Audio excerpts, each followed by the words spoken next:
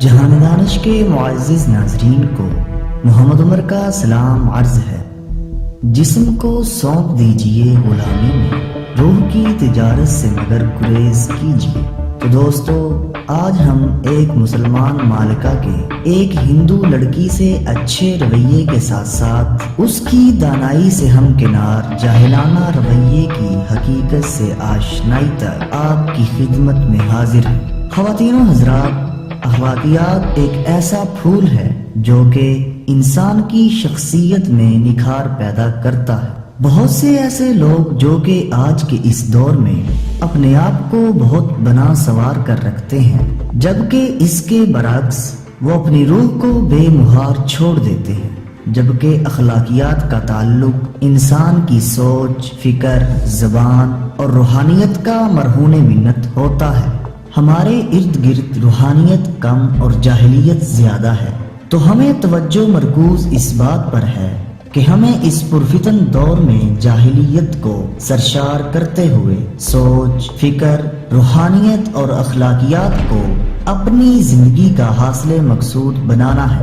ناظرین، ایک معصوم بچے پر آپ کی محبت بھری لٹائی گئی ایک مسکان آپ کی روح کی تسکین کا موجب بن سکتی ہے، جبکہ کچھ لوگ اپنی زندگیوں کو حاصل مقصود صرف اس لیے نہیں بنا پاتے کہ سوچ، فکر، روحانیت اور اخلاقیات کا پھول ان کے گلشن ویران سے جل کر راکھ ہو چکا ہوتا ہے۔ ملک پاکستان کے بننے سے عرصہ دراز پہلے کی بات ہے کہ برصغیر پاک و ہند میں ایک مسلمان مالکہ جو کہ ایک ولولۂ انگیز ذہنیت سے محروم ہو کر اپنے آبائی علاقہ میں آباد تھی، جبکہ اس کے ہاں ایک ہندو راجکماری نامی لڑکی ملازمہ بھی تھی۔ تو دوستو، راجکماری اپنی پوجا کو مکمل کرتی ہوئی اپنی ماں سے کہنے لگی کہ اماں جان، بڑی مشکل اور کاوشوں کے بعد مجھے کام ملا ہے، تو مجھے جلدی سے کھانا میسر ہو تاکہ میں اپنے کام پر بروقت پہنچ سکوں۔ راجکماری ہندو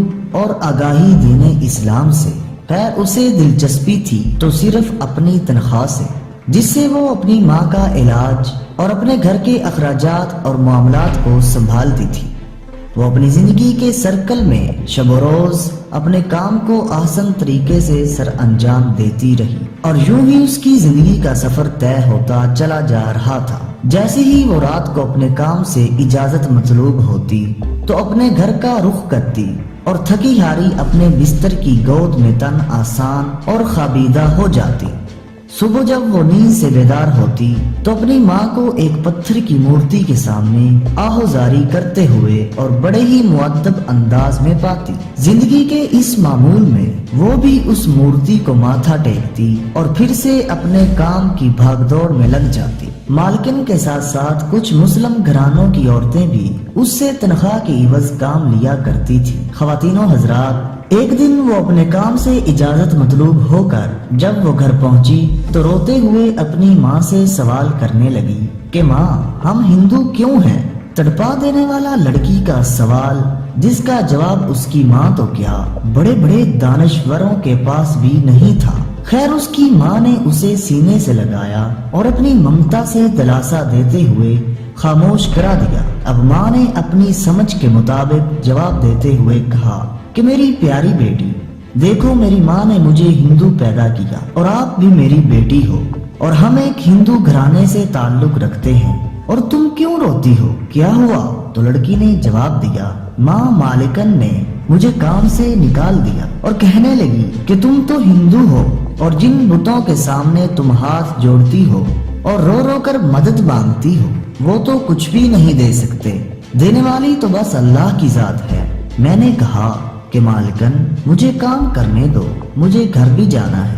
جیسے ہی میں غسل خانے کو صاف کرنے کے لیے بڑھی تو مالکن جی کی بڑی بہن نے مالکن سے کہا کہ آپ اس سے کیوں کام کرواتی ہیں؟ کوئی مسلم ملازمہ رکھ لو، اسی غسل خانے میں آپ غسل کرتی ہو، وضو کرتی ہو اور اسی غسل خانے میں یہ ہاتھ دھوتی ہے۔ بڑی مالکن نے کہا کہ ویسے بھی کافر لوگ ناپاک ہوتے ہیں، اور راجکماری اپنی ماں سے مخاطب ہوتے ہوئے کہنے لگی کہ ماں یہ ناپاک کیا ہوتا ہے؟ اس کی ماں کی آنکھوں میں آنسو آ گئے اور وہ کہنے لگی کوئی ناپاک نہیں، جاؤ باہر جا کر کھیلو۔ خیر مالکن نے راجکماری کو کام سے نکال کر مسلم لڑکی کو رکھ تو لیا، لیکن اس کا دلی سکون جاتا رہا۔ اب اسی کھوج میں وہ اس بات پر پہنچ ہی گئی کہ اس نے راجکماری کو ناحق سزا دی ہے، جبکہ وہ ابھی بلوغت کے مراحل سے گزر رہی تھی۔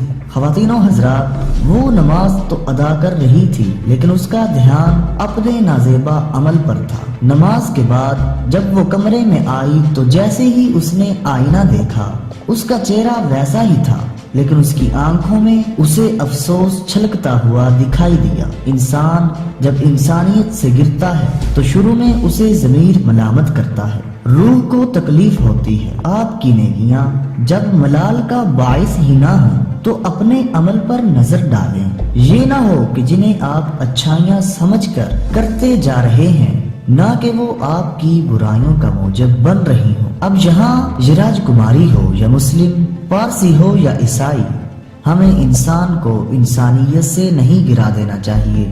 انسان سے ہر حال میں جڑا اچھا لگتا ہے، اور اگر انسان انسانیت سے گر جائے تو برا لگتا ہے۔